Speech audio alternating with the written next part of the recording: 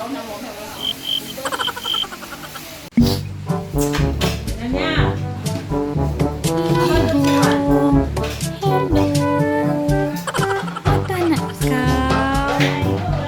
na ka.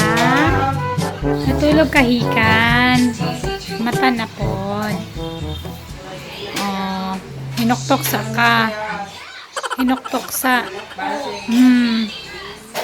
Tubag ka.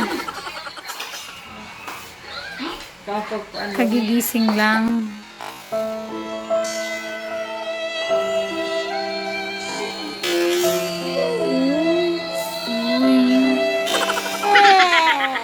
A few moments later. Baby, say hi, Kuya Eli. Hi.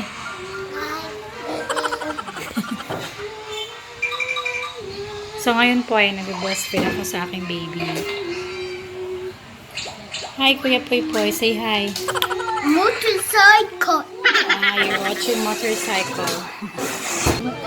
So, karoon na mag-start ang gabi ni Baby Zen.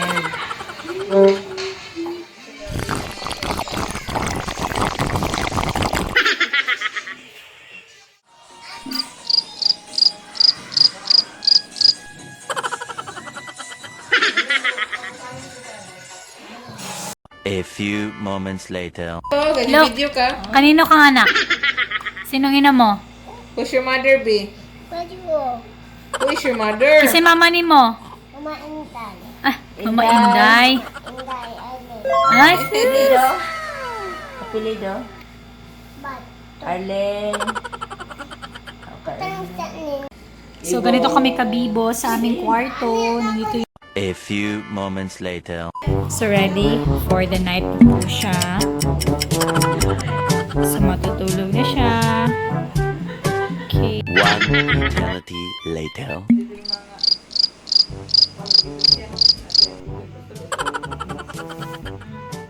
So ngayon po natutulog na po si baby. I-update ko po kayo pag siya ay magigising later. Sa amin dito sa probinsya, talagang very aware kami. As in, very confident din kami na hindi talaga namin maligiran or matatakipan si baby. Kasi kahit tulog kami, nasa isip na namin yan na mayroong baby sa gitna. As in, kahit yung lola ng lola ko, lola pa ng lola ko noon hanggang ngayon, ganito talaga yung style nila. Kaya siguro rin ganito rin yung style na gusto ko. Wala namang namamatay. A few moments later. Just wake up in So, si baby po, for update, 16. it's 10:11 p.m. So, umiiyak na. So, kailangan ko na siyang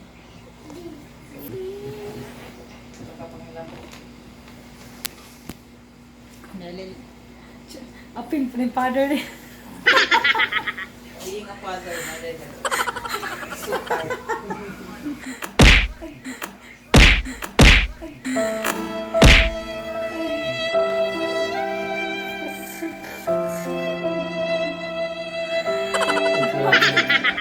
So, habang ako'y nag-breastfeed, ito po yung aking mga kasama sa kwarto. Yung sister and brother ko, at saka yung mama ko. So, nasa isang kwarto po kami siksik kasi po hindi pa kami nakakalipat sa taas since yung bahay namin ay under construction pa, pero malapit na po matatapos dahil release na lang po ng hagdanan. Tinatapos. Meanwhile. Kuya Eli. Hiya. Ako na dahil pagkakuha. A few moments later. So mga mamshi, advice ng aking sister na dapat i-enjoy lang daw natin yung ating life as mother. Kasi ganito talaga yung journey ng isang ina. Hindi daw straight yung tulog. Parang manok. Nagminanok kag tulog. So nga na daw ang life sa usa ka inahan nga naay puya. Pero pag dumating yung araw na lumaki ng anak, ningawon ra po day ta. Yung mamimiss rin natin yung kanilang pagkapuya or pagka-baby kapag sila lalaki na daw. Kaya i-enjoy lang po natin yung life natin kahit bilarta, puyat. Kasi kahit ganito yung ano yung hindi naman to forever. So, malalagpasan din natin to at mairaraos din natin si baby. Darating ang panahon na lalaki din siya. Saka parang wala lang nangyari. Smile pa rin, di ba? Basta lalaki ng healthy, okay pa. Still okay si baby. So, walang problema. Kahit pa wala tayong tulog. Basta healthy lang siya. At saka, basta siya'y nag-grow. Magtubo lang dito siya. Like this one, this boy. This boy is a 2-year-old na. Yes, magti-treat ka na. So, pamangkin ko si Ellie. Say hi, Ellie. Hi. Hi, Tile. Hi, Ellie. Wow, very good. Very good. Hello. Hello. Say hello, Ellie. Hello, Eli. Okay. Very good pa rin. Ikaw daw, B. Example, B. What is your name? Eli. My name is Ellie. English. Say to the viewers, please subscribe. Okay. Please subscribe. Tekay. Please subscribe. Hindi siya pagsalita ng S at saka R. Kaya siya po yung bunso sa mga apo ng kanyang lola. Pero ngayon po kasi meron na pong another baby, which is ang baby ko. So, hindi na po siya nagpapatawag ng baby Ellie. Dapat daw Kuya Ellie. Okay po. Thank you. Cinco. Thank you. Cinco. So, siya po ay nagbabalik tulog ngayon.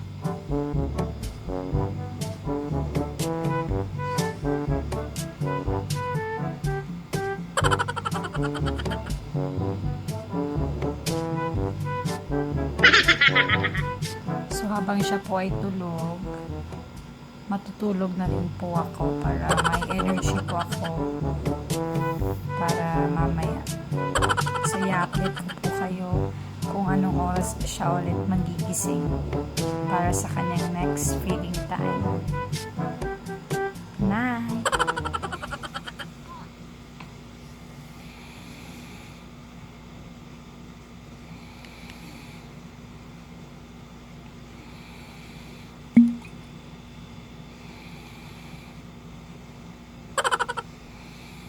Natulog si baby ng mga 11, 12,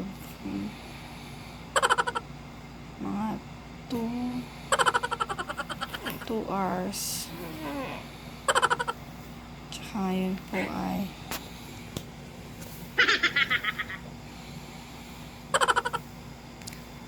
okay.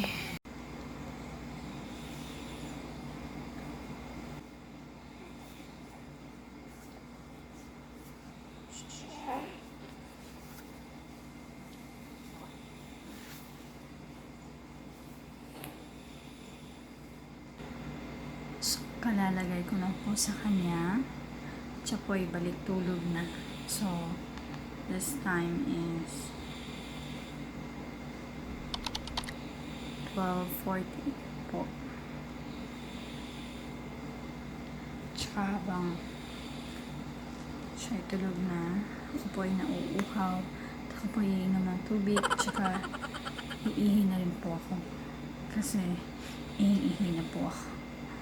So, i-update ko po kayo later para sa susunod na feeding.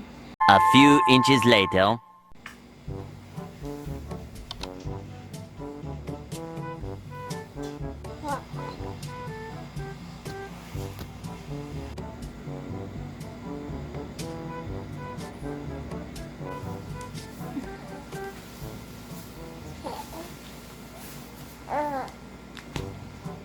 Medyo basa lagi yung bubok. Kuwara na imagination.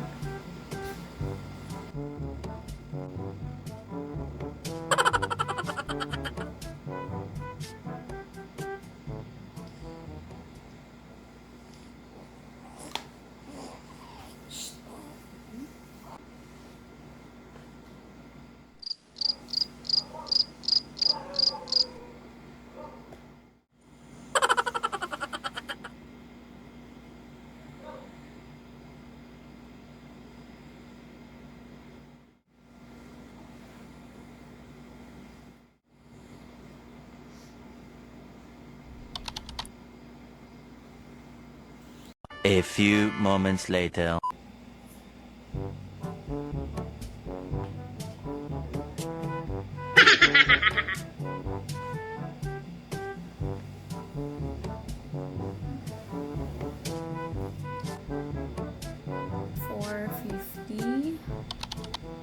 So, ang ginagawa ko, ngayong oras na ito, ay pinapagod ko lang siya sa aking breast.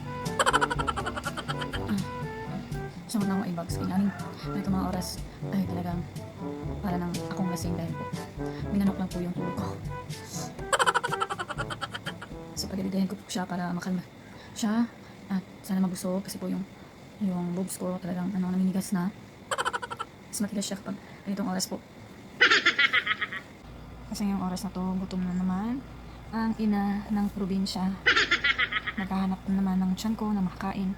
Kasi po talagang pag may nagdidede sa atin, sigurado makaka-relate yung ibang mga mami dyan.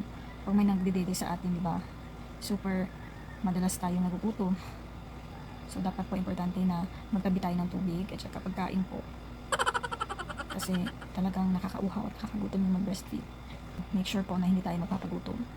Kasi po, yung magpapagutom, hindi talaga nakakatulong po. Kailangan natin yung fats, kailangan po malakas tayo para makapag-supply tayo kay baby. At kung magkulang man tayo, meron din naman mga paraan. Basta po, gawin na natin yung kaya natin. Okay. Nakalit na siya. Dito ulit, be. Po siya pinapatagilid siya po mismo yung magtatagilid sa kanyang sarili po. Kasi alam na niya po kung paano yung gawin yung posisyon niya. Parang yung katawan niya mismo po yung gumagawa para mahanap niya po yung dede ko para siya makatulog ulit. So again po, pasensya na po talaga sa aking camera na napaka-blurred po ng kuha. Tsaka ang daming lamok po sa screen. One eternity later. Good morning! Good morning! Anong plano? Matulog pa ka?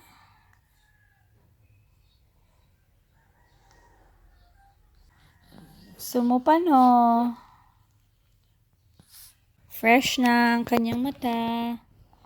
Gising na talaga siya. This time po, magsisimula yung araw ni baby. Diba? Agoy, nagdulay. May nakuha sa akong gatas. Agoy. Okay.